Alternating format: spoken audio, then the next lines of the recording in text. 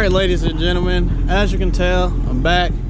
Got the car out, got the truck back at the house. It's been a minute since I made a video. Last video was about the truck. It's been a minute, a long minute, since I made a video of the car. Haven't driven the car in literally over 2 months. So we're just gonna go for a drive, go on a little adventure. I guess you could say this is gonna be a vlog instead of what I have going on. I might share some details of what I'm gonna do to the car. And we might go pick up my dad's truck. It's all built. I think I included that in my last video. But anyway, we'll get all into it. Let's go. So we got my pop's truck back running. He didn't LS swap it, but I figured I'd throw this in the video too, because we're about to pick it up and take it home. Just a 350, but this thing's been down for about 15 years or so. We're gonna take it home and get him ready to get it back on the road.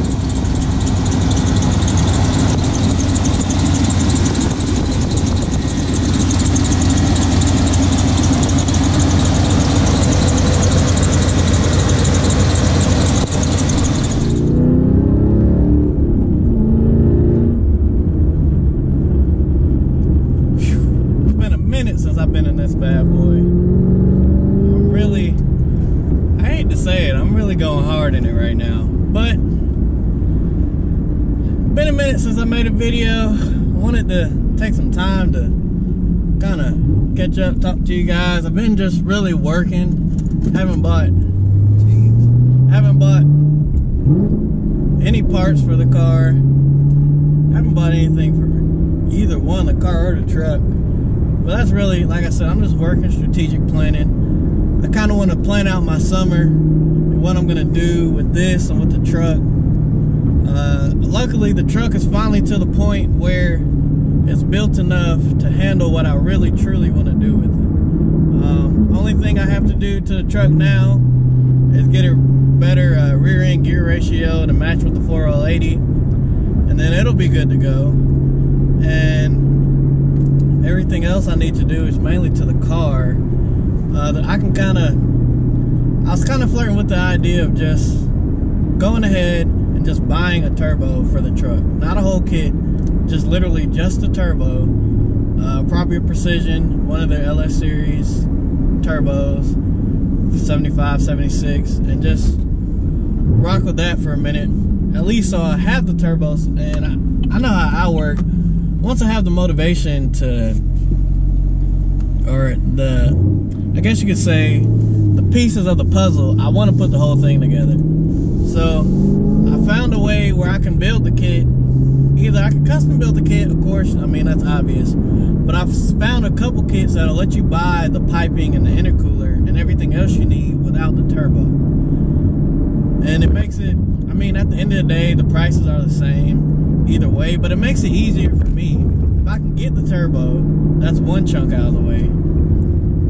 And then I can worry about buying the piping later, and I can kind of piece it together like that. I know some people probably would say, oh, that's a bad idea, just wait till you can buy the whole kit. But it's just better for me, it works better for me because I'll have the turbo. So that's my motivation. Hey, I gotta put this thing on there, I don't want it to sit in the box forever. Then all I gotta do is get the piping and everything that goes with the turbo, and I'm in the game. So I think that's what I'm gonna do with the truck. Like I said, I can get the turbo for a little bit less than retail, a brand new one from Precision. So I'll probably do that. But I don't know if I'll do that first or if I'll actually work on the car first. Cause I got big plans for the car. I just left the Chevrolet dealership where I bought my car from to cancel my extended warranty. Don't even know why I really bought it in the first place. But, like I said, cancel my extended warranty. Reason being, because I don't need it anymore. And there should be obvious reasons why I don't need it. I'm going to void the heck out of the warranty in the next few mods I do. And then the first 2 or 3 of them might not necessarily void a warranty depending on what dealership you take your vehicle to. They might be cool with it. Some of them are, if it's not 100% stock, you're not messing with it.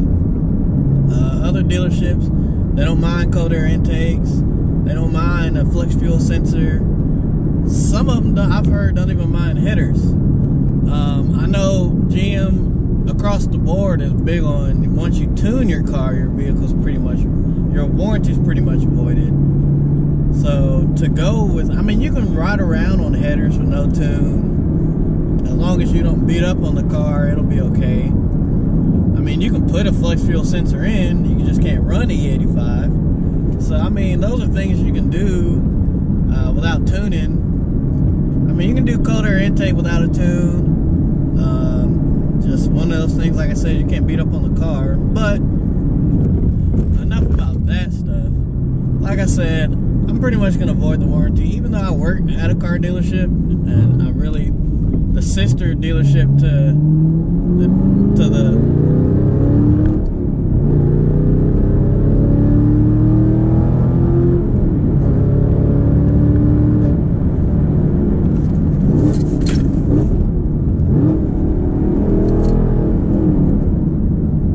stuff flying around. One car got out of the way, and I finally caught up to the other one, and they didn't know where they were going. But anyway, I lost track of what I was saying. But anyway, yeah, I work at the sister dealership to the Chevrolet dealership I bought my car from. So technically, I could take it to the service center, and I could just talk to the techs and the service managers, and they wouldn't really care. But I mean, to the links I want to take this thing to, there's going to be a stopping point where they're just going to say, hey, I mean, we can't warranty this, which is fine. 9 times out of 10, I'll be able to fix whatever it is. Luckily in the Camaros, I mean, I know we have the digital gauge cluster, heads-up display, and the screen. But that's pretty much it. Everything else is just traditional buttons. It's not like, I hate to say it, but on the new Dodge Ram, everybody's hooping and hollering over that screen, but if that screen goes out, you literally cannot control anything in that truck.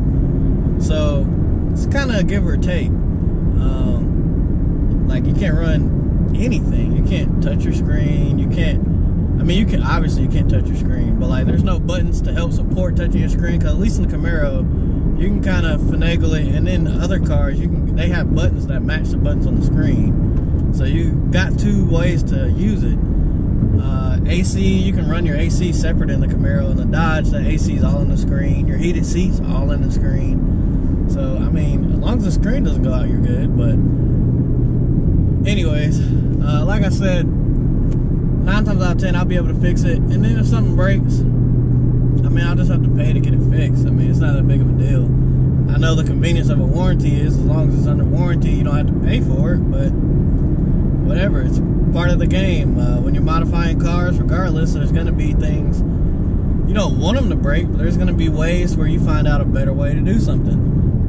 There's going to be ways where a setup that you thought might work doesn't actually work. It's a part of the game. I will try to go down a pathway that's already been proven before, but I mean, I might take my own turn here and there, and I kind of want to do the work myself. And I'll kind of just lay it out there. I really didn't want to do this video, but I don't really have anything else to film right now, so I might as well lay it out there. I want to do a fully built long block Texas Speed 427 LT1 in this car. I know people do 416s. I know people are doing whatever you want to do. I want to do enough. Let me just finish. I want to do a fully built 427 from Texas Speed, top to bottom, and I want to put it in this car. I want to leave it naturally aspirated, just nasty throttle response, high compression. I might put a little extra juice on it, maybe some nitrous or something. But like I said, fully built 427, and all the support mods it needs. I wanted to go with the K-Tech 427, but it's just a little bit too expensive. And luckily, my buddy at Gary at Texas Speed, kind of already talked to him about it, and the price he told me to get it. They've done a few of them before, and I've seen them do a few now, but this was before I actually saw those when I talked to him. I've seen them do a few more now after I've talked to him. But like I said, He kind of gave me a price, a ballpark, depending on which parts I use, which manufacturers. It fluctuates, you know, a couple $100,000 or up to, you know, just depending on what quality you get. If you're gonna go just fully boss to the wall, or if you can skimp here and there. It just depends on how I want to build it. But he gave me a price that I can definitely live with, versus, I mean, from what I've researched on the K-Tech website, number one, they don't list the price, but I found the price for it that somebody paid for one. It was in that Corvette that they have. But two, I don't have any connections to K-Tech, and I know how K-Tech works. They're not going to give you any discounts. Not to say that I need a discount, but if I can go somewhere else like Texas Speed and get a really good price on essentially the same motor, why not take it? I might get some K-Tech parts that kind of make me feel better. Not to say the K-Tech one is the best one, but they were the first ones to do a LT1 427. So like I said, naturally aspirated, high compression, all the bells and whistles to go with it. I didn't want to do it, but I'm going to put the Atomic Force manifold on, bigger throttle body, cam, everything. But for right now, initially what I want to do is headers, E85, because I already got the rest of the exhaust for the headers. Get my tune, rotofab. People cannot drive. Rotofab. Wow, this is fantastic. I love drivers in Georgia. Anyways, like I said, rotofab, all the easy bolt-ons. Thinking maybe if I can get my buddy Greg to help me, I put a cam in this thing, because I kind of want to take the same route with that. If I just go to Texas Speed and order my cam, just order just the cam, nothing else, I'll have it. So then I'll be ready to do everything else. Probably order, the way I was thinking about doing it, because there's two kits that you have to buy for these LT1s. They don't have them packaged together right now on Texas Speed's website. Kind of like an LS. You can buy a full cam kit for an LS, and it has literally everything you need in one kit. I haven't really found that on the LTs, on Texas Speed website. Maybe someone else has it, maybe I just didn't look right. But anyway, you can get the cam with the cam with the phaser delete, and basically you can get the springs and the push rods and everything that you need to run the cam. But then you got to get the DOD delete for the LT1s. So they also have the DOD delete kit. So they're two separate kits, and they're kind of packaged like that. So I'm thinking if I just get the cam and probably the springs, the valve springs for the heads, obviously, with the locks retainers, the push rods, just get that one kit, have it, be ready to go, then turn around, save my money up, get everything right, turn around, get the DOD delete kit, then I have everything I need. Then, like I said, if I can get Greg to help me out, then I will have a way to do it myself. I did the cam in my truck myself, pretty easy, pretty proud of myself. But with these LTs, I've never touched one before, haven't really done a lot of research on how to work on them before. Like I did a lot of research on my truck. LS motors have been around forever, so I have plenty of time to research it. LT motors are still only a few years new. I guess they've been in the Corvette for a while, but really, to be honest, they haven't nowhere near the time frame that LT motors has been around. So, like I said, I want to have somebody there to help me. Like I said, Greg, fully rebuilding his motor, so it's nothing to him. Perfect person to help me do it, and I trust his judgment. So if I can do that, so I don't have to, I'll compensate Greg, but if I don't have to pay, $5,000 in labor to do the cam swap, it's pretty cheap. So that's what I'm looking at as far as a car. That's the game plan. Like I said, first we'll just do the bolt-ons, get it ready. I probably won't do the 427 for a little bit. Like I said, I kind of want to, and it's gonna bite me in the butt, kind of like it did with the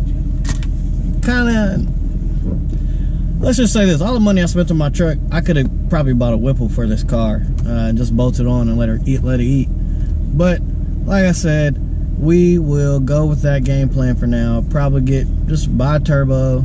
There's a couple, like I said, a couple other things I got to do to the truck. Electric fan still, the rear end gear, and some things I want to change about the setup I have now, but they're very small. It's not really that big.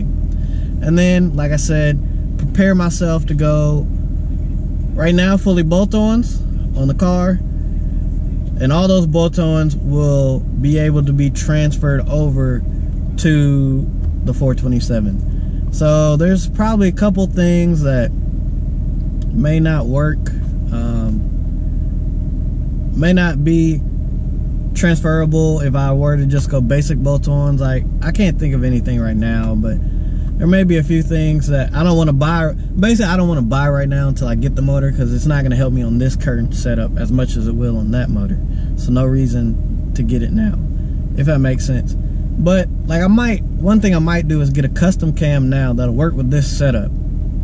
And then I have an idea of the cam I want for the 427. So, I mean, cams aren't really that expensive to me. They're a couple $100 for a cam. And if I get one from Texas Speed, they'll be able to spec it correctly with the 427. So I don't want to get a cam that's not right for the 427. So me buying a cam for this LT1 right now, I'm cool with. So, like I said, we'll figure it out. That's the current game plan. I appreciate you for watching me talk and just spit out all this information. Watch my other videos if you want something a little bit more action-packed. I appreciate you guys for watching. Take care. Have a great day. Subscribe. Like I said, that's it.